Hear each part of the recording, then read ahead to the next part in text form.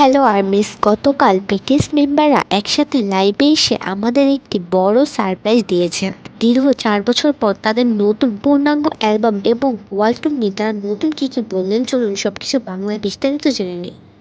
আজকের লাইভে মেম্বারদের বেশিরভাগই ব্ল্যাক আউটফিটে ছিলেন। আরএফ এবং জাংকুক উইন্টার টুপি পরেছিলেন, আর জিমিন ও ভি এর চুলের রং ছিল চোখে পড়ার মতো। লাইভ শুরু হওয়ার সাথে সাথেই তারা নিজেদের হ্যান্ডসাম লুক দেখে নিজেরাই মজা করছিলেন। জাংকুক তো মজা করে বলছিলেন লাইট অফ করে দিলেও নাকি তাদের সৌন্দর্য দেখা যাবে। সব থেকে বড় খবর হলো বিটিএস এর পঞ্চম পূর্ণাঙ্গ অ্যালবাম আবিরাম। এই নামটি কোরিয়ান ঐতিহ্যবাহী লোকগান থেকে নেওয়া হয়েছে।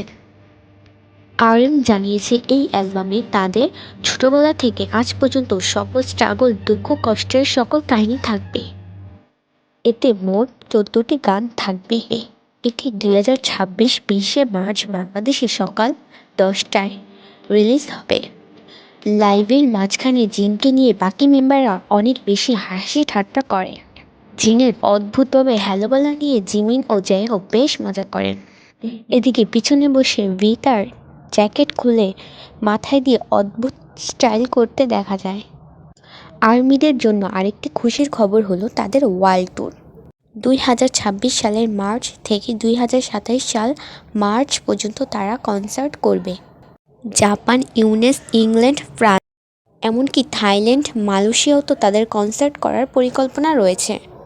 জিমিন বলেছে যে তারা অনেক দিন পর একসাথে স্টেজে ওঠার কথা ভেবে তার কিছুটা নার্ভাস বোধ হচ্ছে। সুগা বলেছে যে 20শে মার্চ তাদের নতুন অ্যালবামটিকে যেন সকল আর্মিরা মন থেকে সাপোর্ট করে। তো এইভাবেই তারা এই সুন্দর লাইফটিকে শেষ করে।